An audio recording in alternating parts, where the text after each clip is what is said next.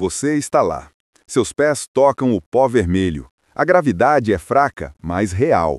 O silêncio é tão profundo que você mal consegue ouvir a própria respiração dentro do traje.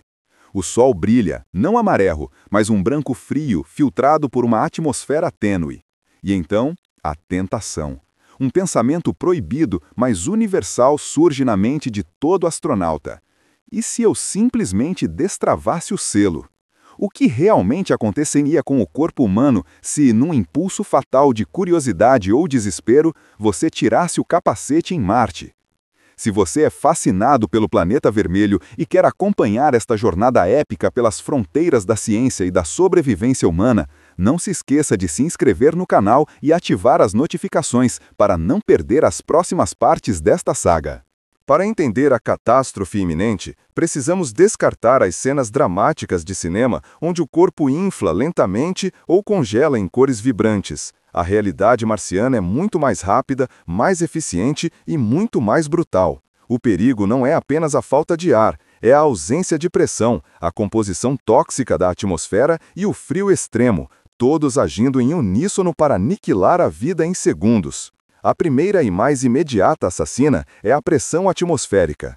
Em Marte, ela é menos de 1% da pressão que sentimos ao nível do mar na Terra. É o equivalente a estar a mais de 30 quilômetros de altitude na Terra, um vácuo parcial. Se você tirasse o capacete, o ar nos seus pulmões sairia imediatamente e com força, mas o pior viria em seguida, a ebulição.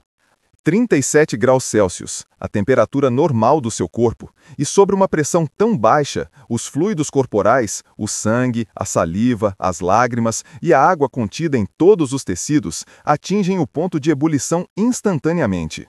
Isso é conhecido cientificamente como ebulismo. Não é uma fervura violenta como água numa chaleira, mas uma formação rápida de bolhas de vapor dentro dos tecidos e vasos sanguíneos. Essas bolhas se expandiriam rapidamente, causando inchaço severo nos tecidos moles.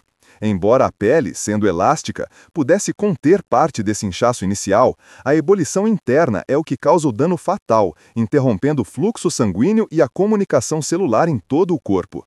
Enquanto seus fluidos internos lutam contra a ebulição, a atmosfera marciana entraria em contato direto. Ela é composta por mais de 95% de dióxido de carbono, CO2, com vestígios de nitrogênio e argônio. Mesmo que houvesse pressão suficiente para manter você estável, o CO2 puro é um veneno. Sem oxigênio, a perda de consciência levaria cerca de 15 a 20 segundos. O CO2, em concentrações tão altas, atua como um narcótico e um ácido, causando uma acidose respiratória aguda. Você não estaria apenas sufocando, estaria sendo envenenado por um gás que seu corpo está desesperadamente tentando expelir. E claro, há o fator temperatura. A temperatura média em Marte é de cerca de menos 63 graus Celsius e pode cair muito mais à noite. Embora o frio seja extremo, ele não seria a causa primária da morte. Paradoxalmente, a falta de pressão faria com que a umidade da sua pele e das membranas mucosas evaporasse rapidamente, um processo chamado sublimação. Essa evaporação roubaria calor do corpo de forma acelerada, mas, novamente, a ebulição e a asfixia venceriam a corrida. A morte por choque de pressão e falta de oxigênio chegaria muito antes que o congelamento total pudesse ocorrer. Em resumo, o ato de remover o capacete não resultaria em um grito prolongado ou numa lenta e dramática luta. Resultaria em colapso quase imediato. O corpo entraria em um estado de choque irreversível em menos de meio minuto. Mas o que exatamente acontece com os órgãos internos quando a pressão desaparece? E haveria alguma chance de socorro se o capacete fosse recolocado rapidamente? A ciência da sobrevivência em um mundo sem pressão é o que exploraremos na parte 2. A remoção do capacete em Marte é o ponto de não retorno, o instante em que a física impõe sua lei de forma brutal e imediata. Se a parte 1 focou na velocidade do colapso, a corrida entre a asfixia e a ebulição, a parte 2 mergulha no que acontece internamente, no silêncio catastrófico dos órgãos quando a pressão atmosférica se torna quase zero. A primeira e mais devastadora consequência interna é o fenômeno conhecido como ebulismo.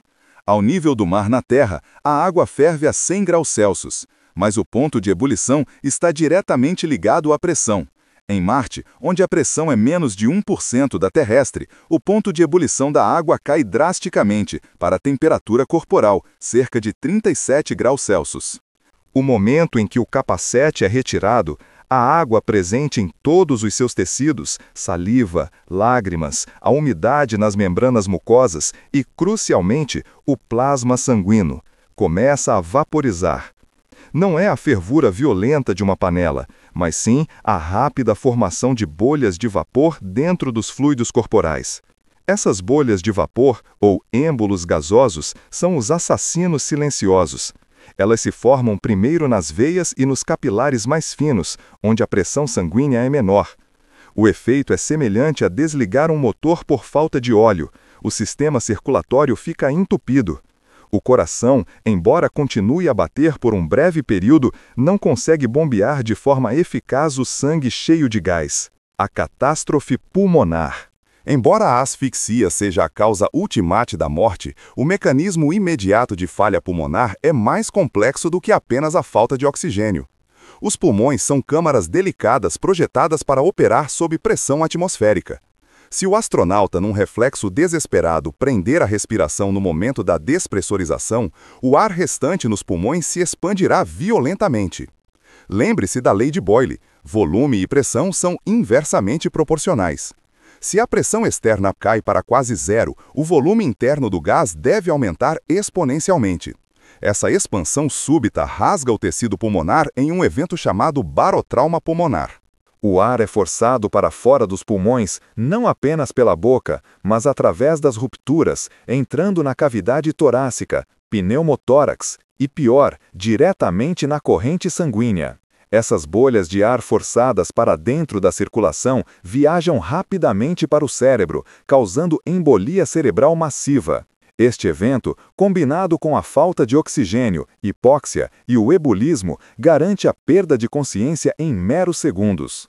O tempo útil de consciência, a janela de resgate. A questão levantada na parte 1, haveria alguma chance de socorro se o capacete fosse recolocado rapidamente, tem uma resposta cientificamente fria. A chance existe, mas a janela de oportunidade é microscópica. E, em um ambiente de vácuo ou quase vácuo como Marte, o tempo que o corpo tem para operar antes que o dano irreversível comece é conhecido como TUC, tempo útil de consciência. Para um corpo exposto ao vácuo, o TUC é estimado em cerca de 9 a 15 segundos. Nesses primeiros 15 segundos, o indivíduo experimentaria o inchaço da pele, causado pela vaporização da água subcutânea, a cessação da visão devido à falta de oxigênio para o nervo óptico, e a dor excruciante do ebolismo e do barotrauma. Se o capacete fosse recolocado e a pressão interna restaurada dentro desses 15 segundos, haveria uma chance de ressuscitação, embora a vítima provavelmente sobreviveria com graves sequelas neurológicas e danos pulmonares permanentes. No entanto, após 30 segundos de exposição, o dano celular e a embolia gasosa no cérebro tornam a recuperação quase impossível. Após 1 minuto, a morte é certa.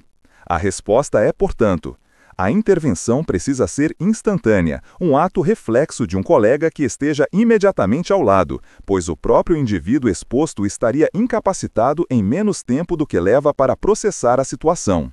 A ciência da descompressão em Marte nos ensina uma verdade implacável. A vida humana é uma bolha frágil que depende daquela fina camada de ar pressurizado.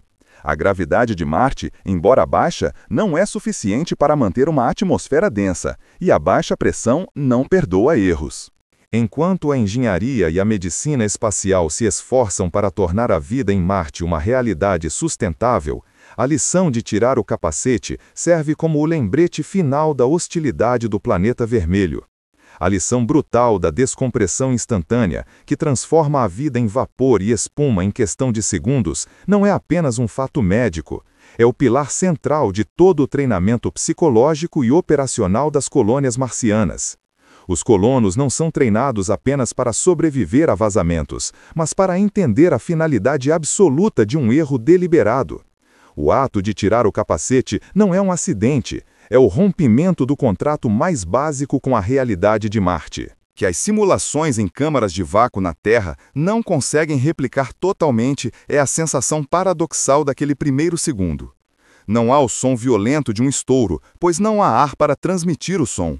Há apenas o silêncio mais profundo e completo que um ser humano pode experimentar, acompanhado pela sensação interna de ser puxado para fora. O ar residual nos pulmões se expande, forçando uma expiração reflexa e violenta. Enquanto a pressão interna do corpo tenta equilibrar-se com o vácuo externo, o fenômeno mais aterrador é o ebulismo. O ponto de ebulição da água, que compõe 70% do corpo, cai drasticamente. A água começa a ferver a temperatura corporal normal. Não é um calor que causa essa ebulição, é a ausência de pressão. Visualmente, a tragédia é indescritível. Os olhos são as primeiras vítimas. A fina camada de umidade que lubrifica a córnea e a conjuntiva evapora instantaneamente. A superfície do olho, exposta ao vácuo e ao frio extremo, embora o calor interno do corpo retarde o congelamento, começa a espumar. Em poucos segundos, a visão é comprometida por essa ebulição localizada. A boca e a língua sofrem o mesmo destino, inchando rapidamente devido à formação de bolhas de vapor d'água sob a pele, o que impede qualquer tentativa de grito ou comunicação. A dor, embora intensa, é rapidamente superada pela falha neurológica. A prioridade máxima do corpo em um ambiente de baixa pressão é a formação de bolhas de gás nitrogênio no sangue, a embolia.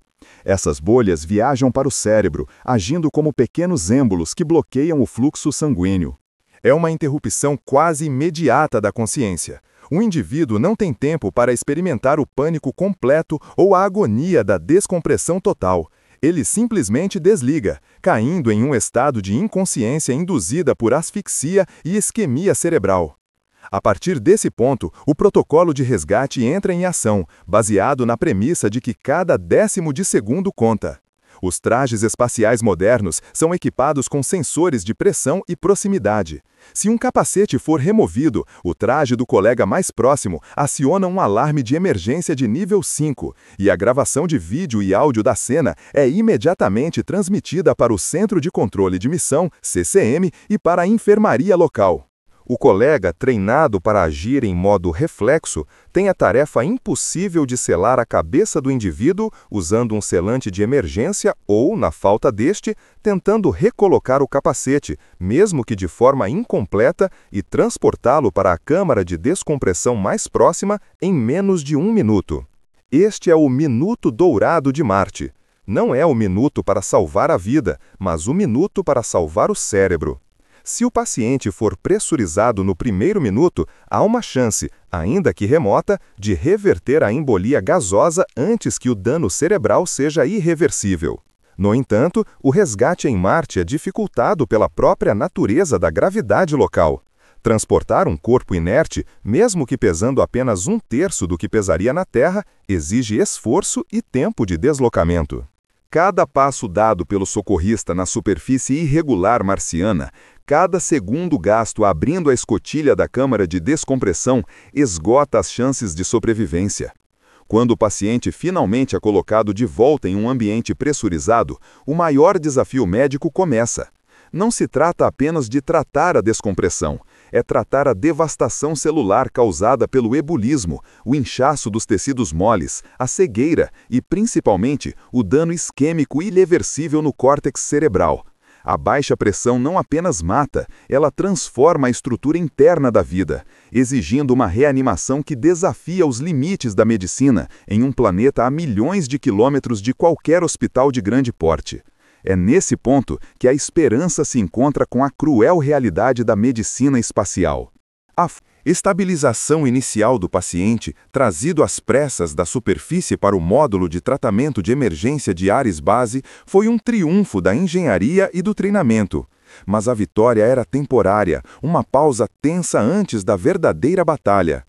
Se tirar o capacete no vácuo de Marte era um ato de destruição instantânea, o tratamento subsequente era uma corrida contra a entropia celular. O paciente estava agora em uma câmara pressurizada, mas os danos já haviam sido instalados. O principal campo de guerra era o cérebro. O ebulismo violento e a subsequente falta de oxigênio haviam causado uma lesão isquêmica maciça, um tipo de derrame marciano que desafiava todos os protocolos terrestres. O sangue, que foi forçado a ferver sob a baixa pressão, havia retornado ao estado líquido após a repressurização, mas as bolhas de gás que viajaram pela corrente sanguínea agiram como êmbolos, bloqueando minúsculos vasos críticos. O desafio imediato dos médicos marcianos era controlar o inchaço cerebral, o edema. O tecido nervoso, devido à morte celular maciça, começava a inflamar, aumentando perigosamente a pressão intracraniana, PIC. Na Terra, isso seria gerido com medicamentos potentes e, se necessário, cirurgia descompressiva. Em Marte, essa gestão era exponencialmente mais complexa. Primeiro, a própria gravidade marciana, apenas 38% da terrestre, alterava a dinâmica dos fluidos corporais. O corpo humano evoluiu para gerenciar a pressão sanguínea contra 1G. Em 0,38G, o fluxo e a distribuição dos fluidos cerebrais eram diferentes, tornando a monitorização da PIC uma arte incerta. Os sensores implantados tinham que ser calibrados com margens de erro jamais aceitáveis em um hospital terrestre. O segundo desafio era a escassez. A base Ares não era um hospital universitário. Os recursos eram finitos. Cada bolsa de plasma, cada dose de esteroide potente para reduzir o inchaço, cada unidade de sangue sintético era um item insubstituível trazido da Terra. Isso forçava a equipe médica a tomar decisões éticas e logísticas rápidas. Quais tratamentos tinham a maior probabilidade de sucesso e qual era o custo de oportunidade para o resto da colônia? Medicina espacial, nesse cenário, se apoiava pesadamente na telemedicina avançada. Uma equipe de neurocirurgiões da Terra estava conectada, observando os dados vitais em tempo real. No entanto, o atraso de comunicação, entre 3 a 22 minutos, dependendo da órbita dos planetas, transformava a consulta em um exercício de futurologia. Quando a equipe terrestre sugeria um ajuste na medicação, o estado do paciente já havia mudado. Os médicos em Marte tinham que ser autônomos, confiando em sua intuição treinada e nos protocolos automatizados que a base oferecia. O tratamento do ebulismo severo exigia uma terapia hiperbárica prolongada para tentar dissolver o gás residual preso nos tecidos, mas o dano cerebral já era irreversível em muitas áreas. A questão deixava de ser: o paciente sobreviverá? E passava a ser: qual será a qualidade dessa sobrevivência? Mesmo que o paciente superasse a crise aguda das primeiras 72 horas, o prognóstico era sombrio. A exposição ao vácuo e a rápida repressurização haviam provocado a cegueira cortical, resultado da morte dos neurônios responsáveis pelo processamento visual. Havia também a possibilidade de déficits cognitivos profundos e perda de controle motor. A sobrevivência se tornava uma jornada épica de reabilitação. A base Ares se transformava então no primeiro centro de reabilitação neuroespacial da história humana. O foco não seria apenas físico, mas psicológico. Como a mente humana lida com a consciência de ter sido exposta à hostilidade absoluta do espaço e como a colônia se adaptaria para cuidar de um membro permanentemente incapacitado em um ambiente onde cada indivíduo é essencial para a sobrevivência do todo. O incidente do capacete retirado não era mais apenas uma tragédia médica, era um teste de fogo para a resiliência social e ética da primeira cidade marciana. O capacete de Elias, agora guardado em uma câmara de descontaminação na base Ares, não era mais apenas um equipamento, transformou-se em um relicário sombrio, um monumento silencioso à fronteira inegociável entre a vida e o vácuo. Para a colônia, o que aconteceu se você tirasse o capacete em Marte não era mais uma questão hipotética de física, era a realidade palpável de Elias, que agora navegava seu mundo através do som estéril do ar sendo reciclado em sua unidade de suporte vital e da pressão constante da gravidade marciana. A cegueira cortical era absoluta. O cérebro de Elias havia sobrevivido, mas a capacidade de processar luz havia sido aniquilada pelo trauma da despressurização e repressurização ultra-rápidas. Sua sobrevivência, um milagre médico, impôs à base Ares o seu maior desafio ético e logístico.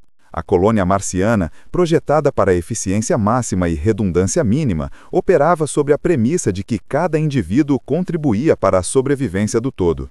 Elias, agora, representava uma drenagem constante de recursos vitais, tempo de enfermagem especializado, energia extra para seus equipamentos de suporte e, o mais escasso de tudo, o oxigênio necessário para manter a atmosfera pressurizada de seu módulo de reabilitação. O dilema era brutal e sussurrado nas poucas horas de descanso. Estava a comunidade, a primeira semente da humanidade fora da Terra, disposta a sacrificar uma fração significativa de sua reserva de segurança para manter vivo alguém que nunca mais poderia realizar uma caminhada espacial, operar um veículo ou ajudar na manutenção dos reatores? A resposta, liderada pela comandante Lyra, foi inequívoca: sim. Marte não seria apenas um posto avançado de eficiência robótica. Seria uma cidade humana, e a humanidade se define pela forma como cuida de seus membros mais vulneráveis. O incidente do capacete retirado tornou-se, ironicamente, o cimento moral da colônia. O esforço de reabilitação deu origem a inovações tecnológicas inesperadas. Elias não podia ver, mas podia sentir e ouvir. A equipe de engenharia e software desenvolveu um Sistema Tátil de Consciência Espacial, STCE. Este sistema consistia em uma malha de sensores ultrassônicos embutidos em um colete leve que Elias usava, traduzindo a proximidade de objetos e mudanças de terreno em vibrações codificadas em suas costas e braços. Marte, para Elias, começou a ganhar forma através do tato e da acústica. O som do vento solar chicoteando a cúpula do habitat, as vibrações das bombas de água sob o piso de metal, o cheiro metálico e seco da poeira marciana que, mesmo filtrada, permeava o ar. Ele estava permanentemente isolado do espetáculo visual do planeta vermelho, mas, paradoxalmente, estava mais sintonizado com os ruídos internos da colônia do que qualquer outra pessoa. O impacto psicológico sobre os demais colonos foi profundo. O ato de vestir o traje espacial, antes uma rotina técnica, transformou-se em um ritual solene de respeito pela vida. O capacete não era mais apenas uma bolha de proteção, era a linha de fé. A confiança na tecnologia, que já era alta, atingiu um patamar quase religioso. Cada verificação de selo, cada teste de pressão, era feito com a imagem de Elias em mente, o custo absoluto de um segundo de negligência. A narrativa da colonização mudou. Não se tratava mais apenas de construir a primeira cidade, mas de construir a primeira sociedade que sobreviveria ao seu próprio erro fatal. Elias, o paciente cego, tornou-se o mais poderoso lembrete de que, em Marte, a vida não era um direito, mas uma conquista constante, mantida pela fina camada de vidro e metal que separava o calor da humanidade da frieza absoluta do cosmos. Enquanto a base Ares se adaptava, criando rampas e corrimãos para o novo sistema de navegação tátil de Elias, a ciência tentava entender as consequências neurocognitivas a longo prazo. O dano não estava apenas na visão. Havia lacunas na memória de curto prazo e episódios de afasia leve. O cérebro, mesmo que resgatado da ebulição, havia sofrido uma privação extrema de oxigênio nos instantes críticos. A reabilitação de Elias não era apenas sobre reaprender a andar ou reconhecer vozes. Era sobre reconstruir a própria estrutura de sua mente em um ambiente que exigia clareza e precisão constantes. Elias, agora, estava prestes a realizar seu primeiro passeio fora do módulo de reabilitação, dentro dos túneis pressurizados da base. Ele não veria o vermelho da rocha ou o azul pálido do céu marciano. Ele sentiria, através das vibrações do STCE, a forma do túnel, a proximidade das paredes de rególito, o eco da sua própria respiração amplificada. A pergunta, o que aconteceria se você tirasse o capacete em Marte, havia sido respondida com uma sobrevivência dolorosa, mas que forçava a colônia a se expandir não apenas em tamanho, mas em empatia e tecnologia adaptativa. O que aconteceria se você tirasse o capacete em Marte? Parte 6. A resposta gravada na memória. Elias sentia o chão. não com os pés através de botas grossas, mas com a pele de seu tronco e membros, traduzida por milhares de microvibrações que o STCE, Sistema Tátil de Comunicação e Empatia, transmitia. Cada passo ressoava não como som, mas como uma pressão sutil, um mapa vibratório que definia a integridade do túnel pressurizado. Ele estava cego para o mundo exterior, mas profundamente conectado ao mundo interior da colônia. O vermelho da rocha e o azul pálido do céu marciano eram apenas conceitos distantes, substituídos pela certeza tátil das paredes de rególito que o protegiam. A pergunta, o que aconteceria se você tirasse o capacete em Marte, havia sido respondida com a mais brutal das equações. A sobrevivência era possível, mas o custo era a redefinição de si mesmo. Para Elias, o ato de arrancar o capacete não era mais uma memória linear de dor e pânico. O trauma, combinado com a privação de oxigênio, havia fragmentado o evento em flashes desconexos e sensações puras. O que restava era a lembrança do vácuo, não o som abafado, mas a ausência de som. A sensação de que o ar, antes seu, havia simplesmente sido sugado para fora, levando consigo não apenas a pressão, mas também a estrutura da sua mente. Ele havia sobrevivido à ebulição do sangue, à expansão dos tecidos e à tempestade química no cérebro. Ele era a prova viva do limite da resiliência humana, mas também a personificação da fragilidade. Seus episódios de afasia o lembravam constantemente de que a linguagem, a ferramenta mais refinada da consciência, era um luxo que o vácuo quase roubara.